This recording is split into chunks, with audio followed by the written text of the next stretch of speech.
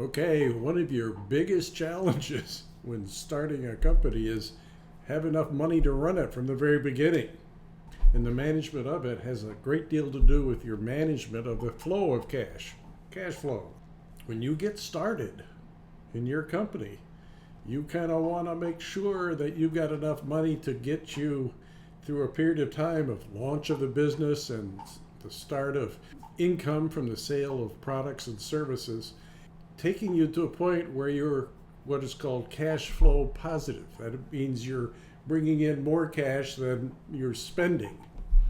And when you reach that point, you can continue and grow the amount of cash you've got on hand because you're taking in more than you're spending. Now let's talk about how to go about this. What you got to start with, of course, is a pretty good forecast of what your income is going to be. What does it cost you to acquire that income, cost of goods sold in financial terms, and your operating expenses for the foreseeable future, say for 9 months to a year. I mean, so much is going to change beyond that. It's probably not worthwhile to try to forecast something beyond it. But getting yourself through this first year is pretty darn important. Pretty darn important not to run out of money is what I mean. So have a forecast to get started with and have some confidence in it. Have tested it out that it makes sense. All from your experience in working with early customers. From this forecast, have a budget. A budget is simply how you're going to spend all this money. Now, aside from cost of goods sold, in other words, the cost of services or the costs of manufacturing a product, the rest is operating expense. That's the budget I'm talking about. But before you get to that, yes, do everything you can to minimize the cost of goods sold. If you're performing a service, the economic use of the money paid to people who actually perform the service is really to your advantage. It could be a major part of your spending, and you want to make sure that you're not going to run out of money spending money on people. Kind of the rule of the game on that is you pay your people when you have the cash from your customers that paid you. That's the kind of dynamic you want to achieve if at all possible. Sometimes it's not possible, but you better look into it anyway to make sure you understand how money is flowing on a services business. Now, on the product side of things, the cost of goods sold is labor and parts and raw materials and things like that go into the manufacturing of something. You may be paying a manufacturer, or you may be doing it yourself, hope not, or you may be manufacturing it and having the final product assembled back at your place.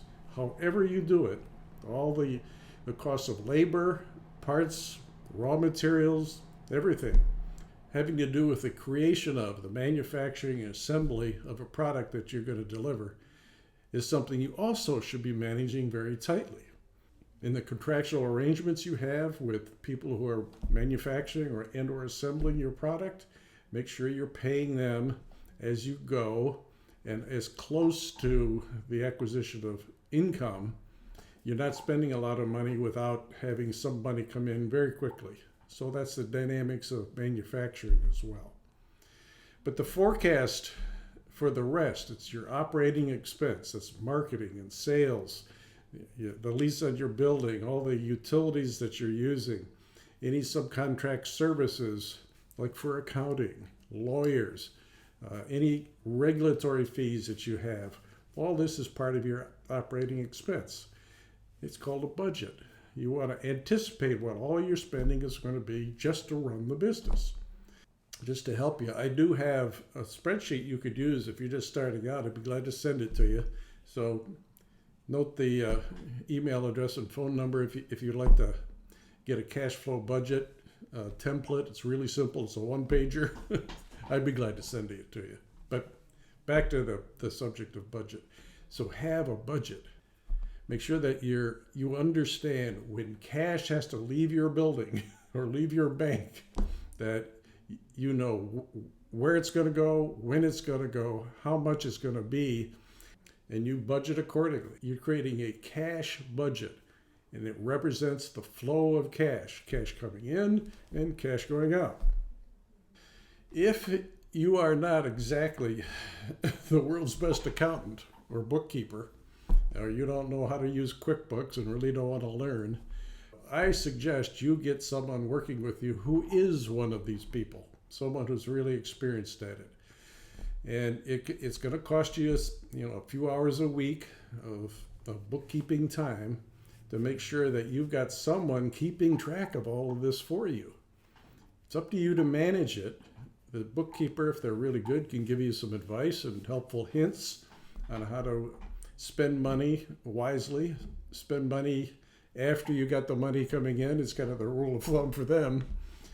Have a bookkeeper, get a good one, and use the skill of this person to manage your cash flow on your behalf. So managing cash flow, even though you're getting help from a bookkeeper, has everything to do with conserving your cash. Don't spend it before you absolutely have to.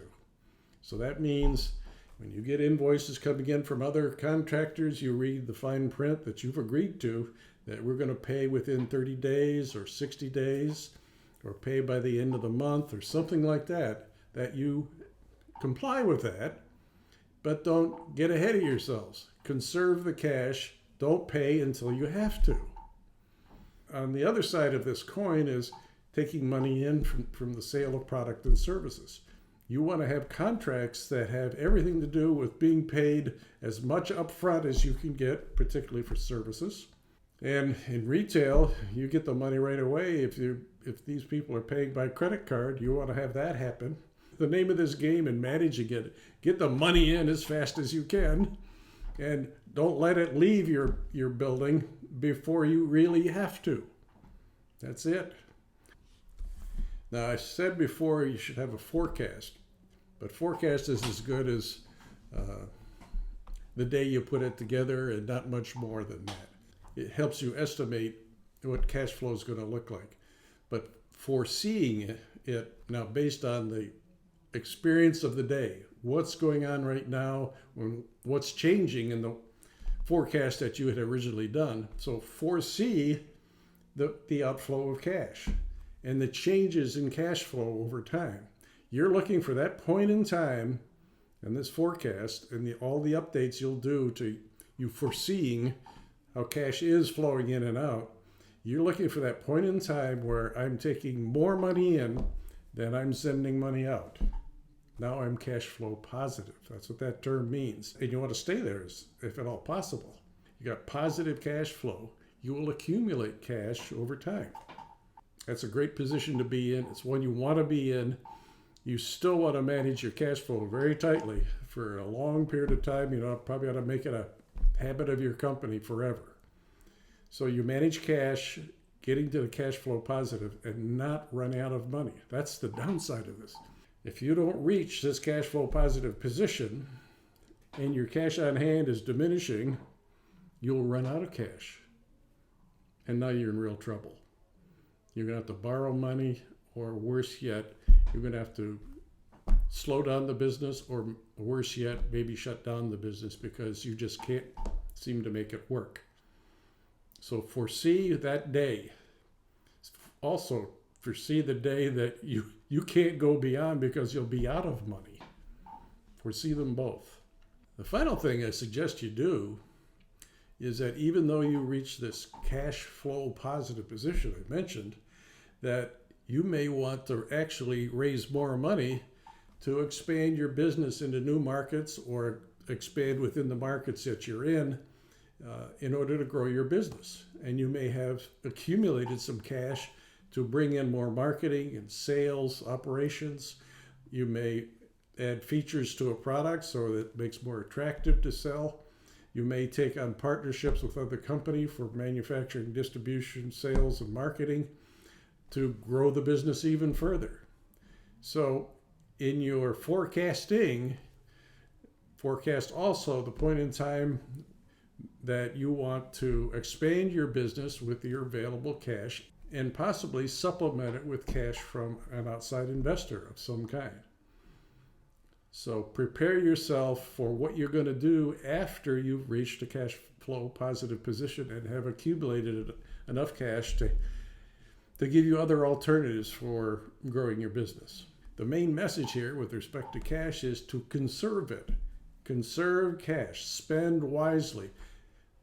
Don't let money leave your company until it has to, and take in money as fast as you can. To between the two dynamics, you're getting yourself to a cash positive position. With that, conserve cash and have a nice day while you're doing it.